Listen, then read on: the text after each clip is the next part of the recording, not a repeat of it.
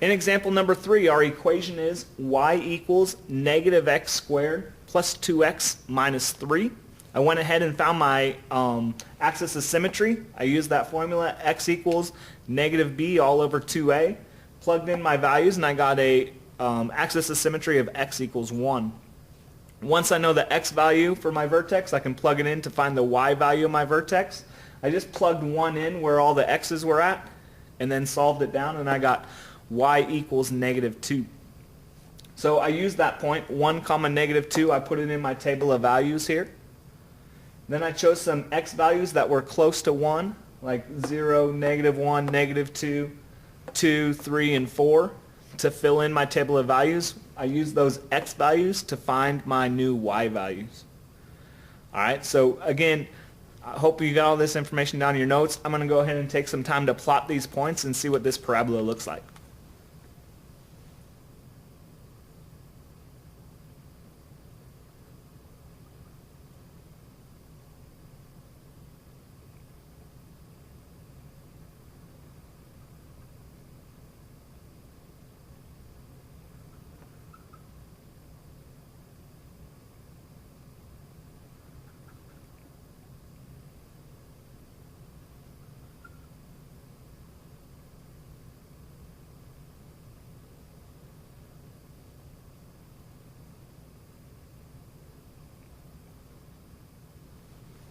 Alright, so I plotted my points. Now I just connect those dots.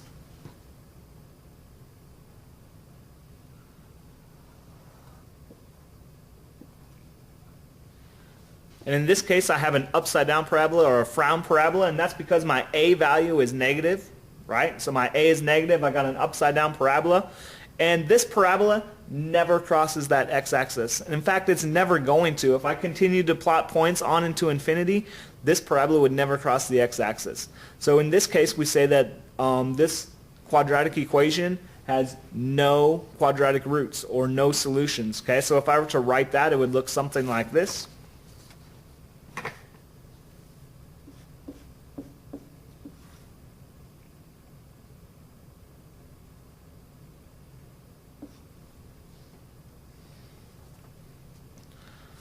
Alright, and that just means that there are no points where this quadratic curve crosses the x-axis. Alright, so there are 3 more examples in your notes. I want you to give those 3 a try. If you have any questions or problems with them, make sure that you write those questions down in your notes so that we can talk about them later on in class. We're going to move on down to the next section, so if you continue down your notes, kind of on the back page there, the next thing that we're going to talk about is the discriminant. So I've got a page about that.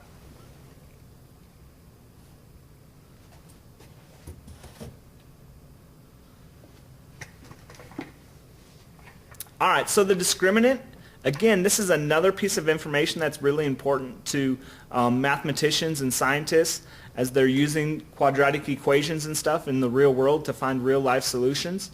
And the discriminant is helpful because we can use the discriminant to decide how many solutions these quadratic curves have, or how many times the parabola crosses the x-axis. Okay, that's a lot of work to go ahead and plot all of those points and graph each one of those quadratic equations to see how many solutions it has.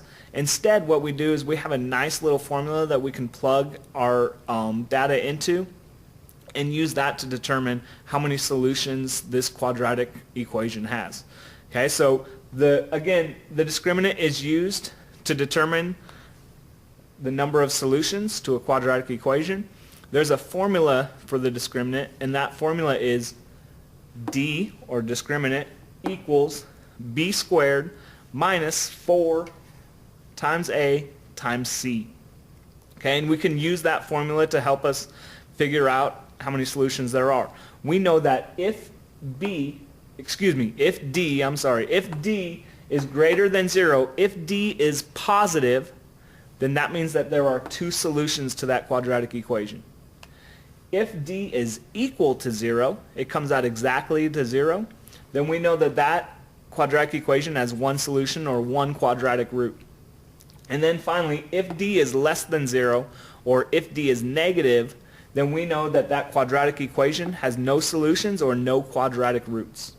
Okay, so let's practice using this formula a couple times to determine how many solutions some of these examples have. You have these examples in your notes. I'm just going to go through a few of them with you.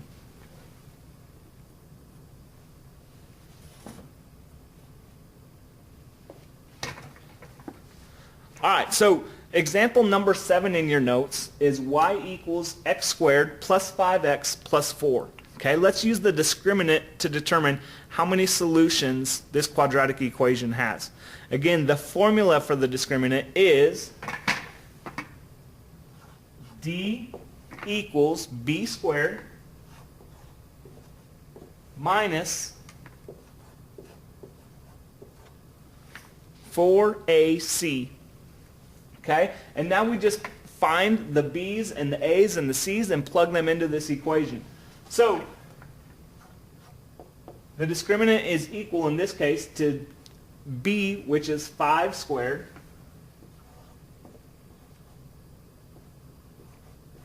minus 4 times a, which is 1, and c, which is 4. So when I multiply 4 times 1 times 4, I'm going to get 16. 5 squared, of course, is 25.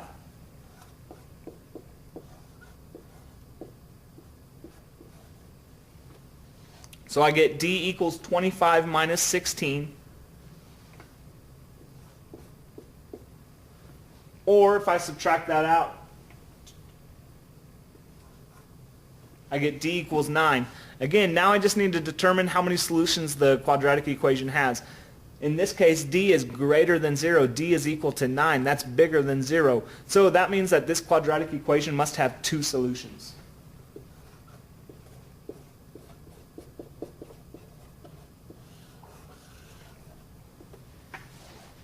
All right, so let's move on to example number 8. On example number 8, I have y equals x squared minus 3x plus 10. I use that formula for the discriminant.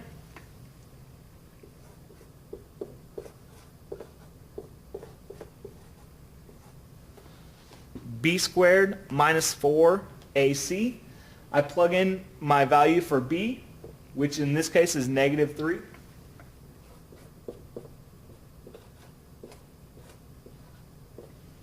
I plug in my values for a and for c.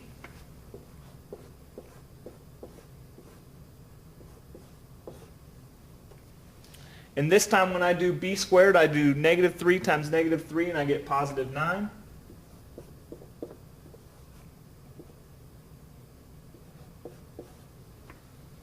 And 4 times 1 times 10 is 40, so I have 9 minus 40. This time when I subtract that out,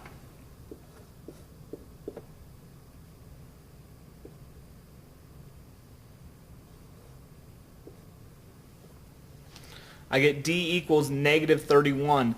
Negative 31 is less than 0. Okay, negative 31 is a negative number. So in this case, our quadratic equation has no solutions or no quadratic roots.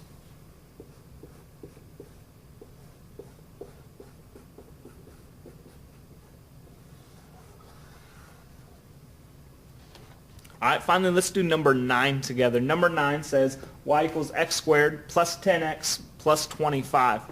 So again, I just used that formula for the discriminant. The discriminant equals b squared minus 4ac.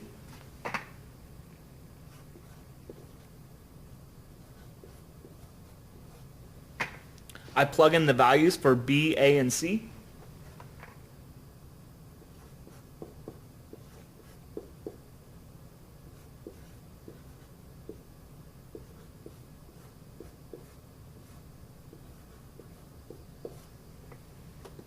And then I go ahead and simplify and solve this.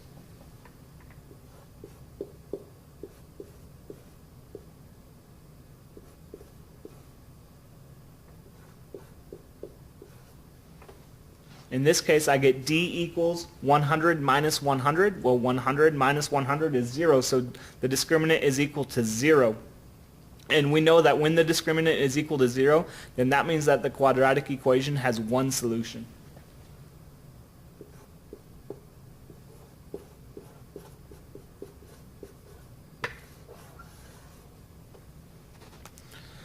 All right, so the discriminant is very valuable because we don't have to graph a whole picture. We don't have to make a table of values and all those things to come up with a picture and then see where that graph crosses the x-axis. Instead, we can just plug numbers into this formula and just determine how many solutions there are from there. All right, so there's two great pieces of information. We've got how to figure out the quadratic roots through graphing, and then we've got how to figure out the number of solutions through the discriminant.